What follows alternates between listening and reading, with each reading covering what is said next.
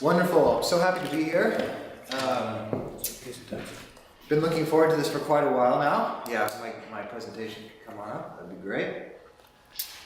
I feel like I should just introduce myself very quickly. So by my background, I am a historical theologian, and I found my way to the Jubilee Center to do some research connected to the 500th anniversary of the Reformation this year. In that process, we were looking at kind of the big social changes that happened 500 years ago with Luther, and then considering, what would some of these big social changes perhaps look like today? As we were pursuing that question, we've come upon this paper, which unfortunately is not published yet. However, I will say that if my presentation is interesting to you, please do contact me. I'll have my email up at the end, and I'm happy to send you the paper in its current form, a discussion paper as we're calling it, and hopefully it will be published in the next month or two. All right, so I will just jump right in then. The reality in the Western world is that ordinary people are being shaped by pervasive mindsets which are both highly influential and often taken for granted. Our thinking on this project has sought to do three things. So yeah, the first aim here, shed light on these mindsets so that they are not taken for granted. We believe there's a lot of power actually in realizing the roots of an ideology, where it comes from and how it works, and realizing that there actually is another way possible. There's a way to take a step back, really, and consider what an alternative might look like. Secondly, if you could move the PowerPoint forward, and this is most important for my talk this evening, we've sought to consider how and to what extent these isms, these ideologies, are mutually reinforcing. This is where we come on to the title of my presentation, the idea of a steering wheel. So again, this is hypothetical, this is an abstraction, but we're kind of imagining these four isms as a unit. Together, they're like a steering wheel. They're driving the direction in which our culture, the direction in which our society is heading. So I'm really going to try to suggest some ways that these isms are working together, reinforcing each other. And finally, aim number three, at the end, I'll suggest a few relational alternatives which might help us counteract the influence that these isms, these ideologies, are currently exerting on Western culture. So let's look at the isms. If you go forward, Johannes mentioned them, but just really quickly again, the four are individualism, capitalism, consumerism, and stateism. You might ask, why these isms? That's a very valid question, and I'm happy to talk more about that later. There's other ones that could compete equally well: rationalism, secularism, humanism, environmentalism. But the reason we've kind of landed on these four is because they've come up repeatedly in the research and in the thinking we've done in the past several years. And we're not saying that these are the only four isms that we need to think about. But we are trying to suggest that these four are some of the biggest. And in particular, these four seem to really complement each other, reinforce each other in ways that we've done some thinking about. So that's why those isms. I want to really quickly make a couple caveats. The first is that we're not saying these isms are bad, fundamentally. Rather, we're following kind of a reformational thinking tradition and a biblical worldview where we believe that these ideologies have good impulses at their core. But as they are uprooted from their original intended relational contexts, we argue, they become absolutized. And this term, absolutize, is going to be a really key term. You'll hear me say it several more times. But these isms become absolutized as a goal in and of themselves. So that would be a really key concept. Some biblical terminology that might be helpful for some could be the idea of idolatry. So God bestows blessings upon us, they're good things, but we as sinful humans can take these good things and focus on them too much rather than God, and these blessings can become idols for us. So Just a quick, that might help some of you think about it.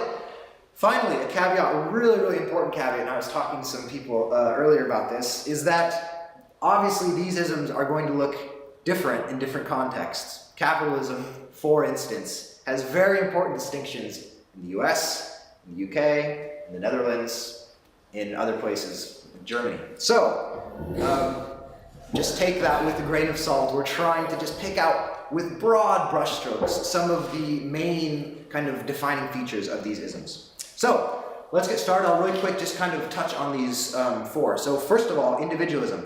Broadly speaking, we identify individualism as disordered relationships with other people. Now, the good impulse at the heart of individualism is a conviction that every person is fundamentally precious. Some benefits, lots of benefits have come from this way of thinking, including various individual opportunities, freedoms, and rights, which I'm sure we're all familiar with. But when these are pursued as ends in and of themselves, an emphasis on individuality can become absolutized as individualism, we're arguing. So the main assumption, it's up here on the screen. One helpful way to think about it is that individualism assumes autonomous pursuit of personal rights, freedoms, goals, and pleasures brings the greatest fulfillment to everyone. So by allowing individuals to pursue these things as individuals, this is the best way that a society should operate. The primary, or a primary mechanism of individualism, I want to suggest to you, is family breakdown. I'm going to use this word mechanism a couple more times throughout the presentation, and it's important to note that these mechanisms are both causes and consequences of these isms. So, as individualistic thinking and behaviors kind of infiltrate society, that can lead to family breakdown, but family breakdown can cause people to live their lives more individualistically. So we have a give and take here. That's enough for now. Let's move on to the next one, capitalism. Again, very broadly speaking, we're thinking about capitalism as disordered relationships with money.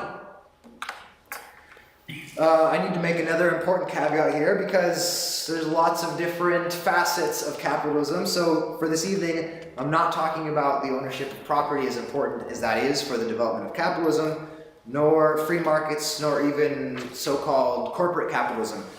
What we're talking about might be called, in a basic way, financial capitalism. So when I say capitalism, we're kind of thinking just in this sense. Some of the good impulses at the heart of capitalism, from a business perspective, might include the wise and profitable stewardship of capital. Many benefits have come from this, including thriving business, economic efficiency, and, of course, reward for hard work. But when these are pursued as ends in themselves, again, emphasis on financial capital can become absolutized as capitalism. So the main assumption here, again, this is the way we're just trying to think in a streamlined, broad brushstroke, is that financial capitalism seeks to maximize financial return on investments above all other criteria. Some major mechanisms of capitalism, which we've identified, are debt-based interest and limited liability, which David is going to tell us more about in just a little bit. Let's move on again to the next slide. Consumerism. We identify consumerism as disordered relationships with the created order. Again, to mention the good impulses at the heart of consumerism, we have this task of subduing the creative order and enjoying its rich resources and variety. Benefits of this type of thinking include greatly helpful products that can be customized and many options, as well as increased economic innovation and creativity. But again, when we focus on these, the practice of conscientious consumption can become absolutized as consumerism, the end, the primary goal in and of itself. So the main assumption here, consumer choice is the main way that people find meaning and participate in society. Graham Cray has suggested that individuals navigate a multi-choice world by being consumers. So as we move on to the mechanisms of consumerism, we have choice and identity. The basic idea here is that we construct our identity by being consumers. We have the opportunity, we have incredible choices, amount of choices available to us, but in order for us to make use of this, we have to exercise our consumer choice. And by doing so, this is how we form our identity. This is how we build up our persona. Finally, let's move on to stateism, which can be very simply thought of as disordered relationships with authority. Now here, another caveat, we're not just talking about big government, because if you look at differences in ratios of government expenditures versus GDP, you have all kinds of different balances. But also another important factor here is the distance between government and the people it's serving, right? So you have kind of a distant government, centralized government, and big in general terms. Good impulses, again, it's really important for us to identify these good impulses, because where did these isms come from, right? Good impulses at the heart of statism include the task of maintaining peace, order, and justice in society, of course. Benefits of this type of thinking has given us welfare, economic cooperation, all types of law systems, and military defense. But, again, when these are focused on as ends in themselves, apart from their intended relational context, necessary governance can become absolutized as stateism, all right? The main assumption here is that building large, centralized government machinery apparatus will ensure that the interests of citizens are served more efficiently and fairly. So the best way to take care of the needs of citizens is bigger, centralized government, okay? Important mechanisms, really quickly, that can be kind of picked out from this ideology are welfare, nationalization, and regulation. All right, that's enough of that. So now we want to move on and really talk about this, the most important part of my presentation, the way that these isms are going to interact with each other. If you could hold off on that screen just for a second, yeah? I'll just give a quick kind of introduction. So we've seen that these isms are really important and significant in their own right. But we believe that in the past several decades, they have become increasingly intertwined, all right? And mutually reinforcing, so that together they exert a greater influence than they would independently. I'll just say that one more time because it's kind of the central thesis of my presentation. We believe that these isms, these ideologies, work together to exert a greater force, a greater influence on society than they would if they were just operating independently of one another, all right? Because these isms do that, to reinforce each other, we argue it's important to consider them as collectively as possible, whether that be in policy making, corporate organization, or family activities. Otherwise, decisions and policies can fail to address the full scope of the dynamics at play in any given area.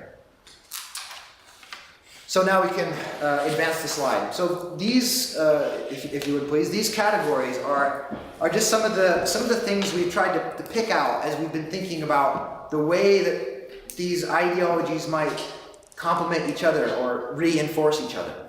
All right. I won't read them off right now, but I'll leave that up there just for a second. We have this idea of public entitlement, public debt, social atomization, what we're calling, accessible debt, monetized choice, and invented identities. So I'm just going to work through these really quickly. Can we advance to the next slide? I want to see if it's still visible for people. So it's a bit smaller. Can you see that? Can you see that all right? So here we're getting back to this idea of the steering wheel. We have the isms in each corner. I can send you this diagram as if you like, or I can have it as well. pass it on to Christian and Johannes. So you have they're working together as a system, as a unit, right? And this kind of steering wheel is directing the way the society goes. So I'll leave that up on the board now, as I'm just going to try to zoom in a little bit on some of these connections. So I'm going to start with public debt, which is kind of the intersection, the combination of stateism and capitalism. This phenomenon combines highly centralized government decisions with the increasing ability to borrow money. The global financial crisis and continuing European sovereign debt crisis are indicative of what can happen when a nation, as opposed to an individual or just a company, borrows recklessly. Another element, of course, is the tendency of states to bail out these major institutions, whose survival is advantageous for the stability of the government, such as the US did for the auto industry, and more recently China has been doing for its banks, and there are many more examples. It should be clear that public debt would not exist to nearly the same degree without the systemic influence of both stateism and capitalism working together. States have become too closely connected with large companies to separate themselves without damage. Capitalism's mechanism of debt-driven investment has become a default strategy for governments. Centralized power in states uses debt as a means of short-term finance, but ultimately creates more pressure on taxpayers, present and future. The recent levels of public debt in countries like Greece and Italy suggest it is entirely possible for the next global financial crisis to occur at the level of sovereign states rather than just institutions. Moving on to monetized choice, what we're calling monetized choice there, the combination of capitalism and consumerism. Because consumeristic mindsets place pressure on exercising choice, and because capitalism benefits when consumers choose new products, these two isms create an environment where change is encouraged, convenient, and profitable. In essence, capitalism monetizes the constant choices made by populations in perpetual search of identity. So, it pays to change. In this sense, consumerism very much operates as an economic strategy, because constant consumption of non-essentials helps sustain consistent growth, the consistent growth that capitalism really aims for. But, of course, these high consumption rates are facilitated by increasing debt. What appears to be growth is largely kind of fabricated momentum. The global financial crisis made it painfully clear what happens when the momentum runs out, proving that unlimited growth and profit are fantasies. Not only is capitalism's pursuit of incessant profits mathematically unrealistic, it also ignores a range of real-world factors, including natural disasters, war, and simple human greed. Ultimately, this results in a boom and bust economy, a phrase from a Czech economist, Thomas Sedlacek, I think is how you pronounce his name. A boom and bust economy. So when the wind is blowing favorably, all looks well, but when it is not, things go horribly wrong because there is a serious lack of a long-term, sustainable planning that takes into account emergencies or disasters. Moving on to the next one, public entitlement. The meeting of consumerism and stateism. When consumeristic populations associate their exercise of freedom with consumption, the extensive services of stateism can become commodities rather than privileges. This has import for everything from education to transportation services, but in Britain, the classic example of this entitlement culture is the NHS, the National Healthcare Service. People can view the NHS as their right, and consequently burden the system with unnecessary demands, including purchase of things like sun cream and gluten-free food, as well as careless alcohol abuse and other things. In the political realm, voters can view politicians as advocates who must secure their material security and prosperity. Such perspectives contribute to repetitive single-issue politics and can end up treating the government as a merchant which provides goods for its citizens, all of whom are eager to procure the best value for their tax money that they're putting in. Another dimension of public entitlement is human rights. Rather than securing the basic fundamental freedoms for everyone as originally intended, human rights are increasingly being seized by minority groups as a means to secure provisions for narrow agendas.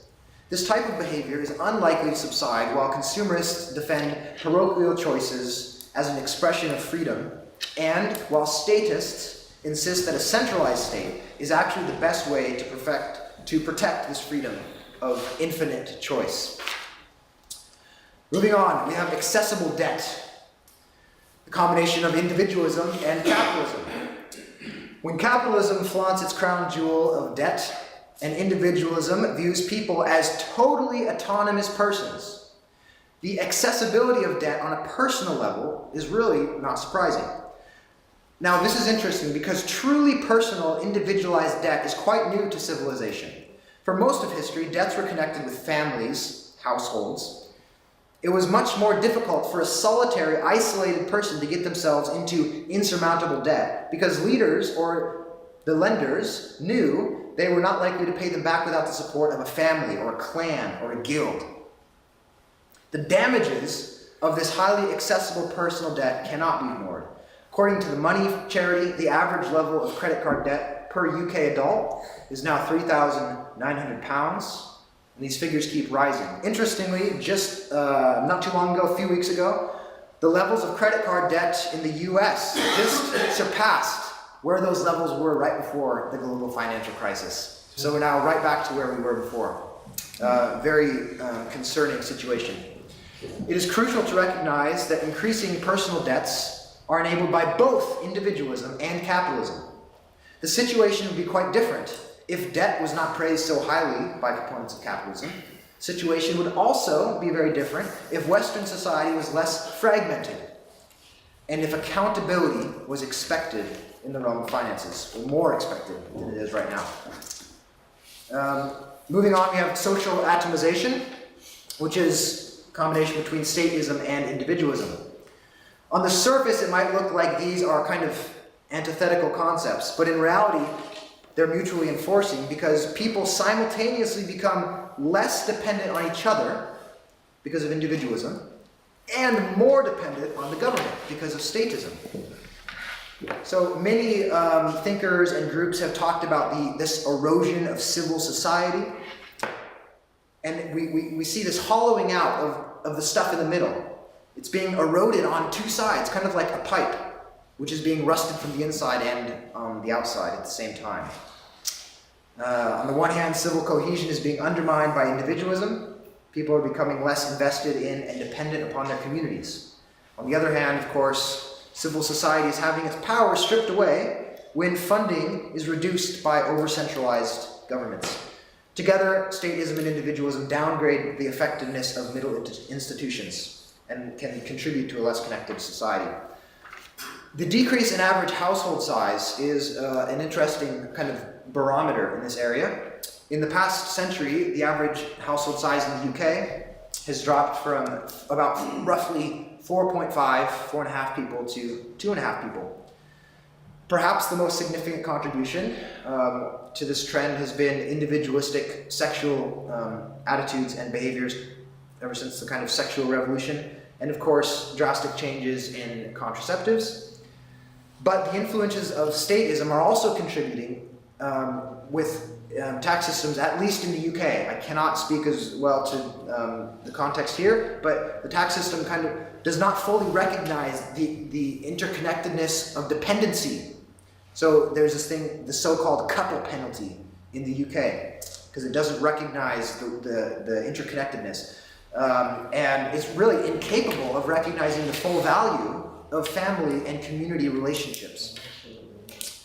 Finally, this will be the last category, and then I'll move on to kind of some closing remarks. We have invented identities, where individualism and consumerism are reinforcing each other.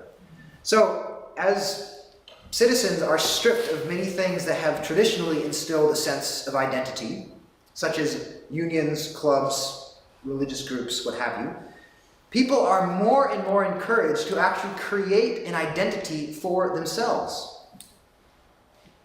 And of course, they have a range, a constellation of sources and places from which to draw their potential identities. What is more, and I think this is really interesting, people are increasingly less satisfied to share identities with others. because of this influence of individualism. This crafting of our identities, our personal identities, is increasingly becoming a competitive task to set yourself apart as unique from others. In this way, the task of establishing one's identity can become an ongoing process. You're perpetually in need of identifying and crafting yourself, your brand, rather than merely a brief adolescent phase, that teenagers go through or whatever.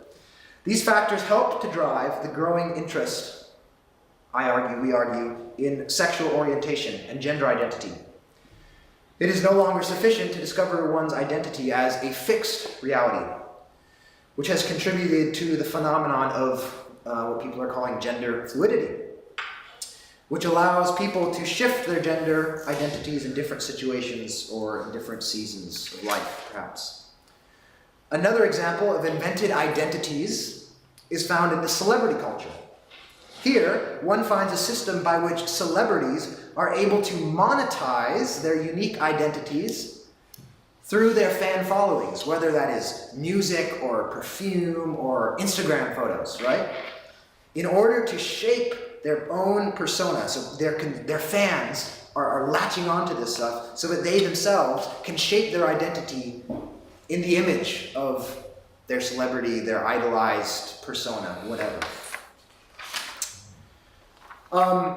Let's advance the slide. I want to just briefly, I don't want to leave it in a too depressing of a note, because we do believe that relational thinking can provide some real inspirational ideas and progress in this area.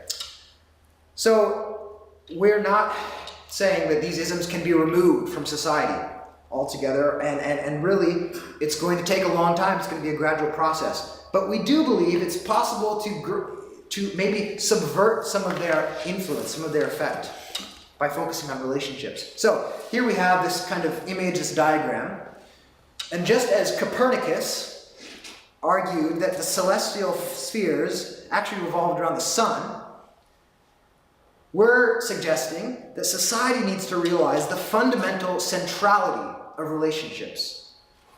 So we argue that we need to put relationships in the center of it all and allow relationships to influence these isms in order to lessen their effect and help society work in a better way. Really quickly, I just want to talk, I'll just touch, these are my closing remarks here. If you could advance the slide. Some ideas for what this might look like in the realm of each of these isms. So for individualism, we believe that the importance of relationships should be espoused as more necessary than the freedoms of individualism. Now, achieving this is going to take a lot of time. It's going to be a gradual process. But I think a really key element is going to be exposing individuals to the very type of relationships, these invaluable relationships that we want them to eventually model. So we have to expose them so that they can see what these relationships actually look like, so that they can experience them if they're ever going to have the strength to actually supplant the strong individualistic kind of mindsets that exist currently. So one kind of ready-made area that this could work really well is in schools and education. I'm really inspired by the work of one organization called Relational Schools. They're doing a lot of really exciting stuff about measuring, studying, analyzing the relationships in schools, peer-to-peer, peer-to-teacher, and looking at how strong relationships in the classroom are actually one of the best predictors of academic success, right? So if we can expose, if we can model, if we can allow students, young people to experience these relationships, I think that might be a very good way to help them realize actually highly individualized lifestyles, individualistic lifestyles are counterproductive. Moving on to the next one. With reference to capitalism, the value of relationships, and I use that word value as sort of a pun, of course, because it's a financial term. The value of relationships should be prized above the debt-driven profits of capitalism. It seems that the best step forward in this regard is to convince companies and institutions that long-term growth and stability is actually a derivative of strong and healthy relationships, both within their companies and with their customers, with their suppliers.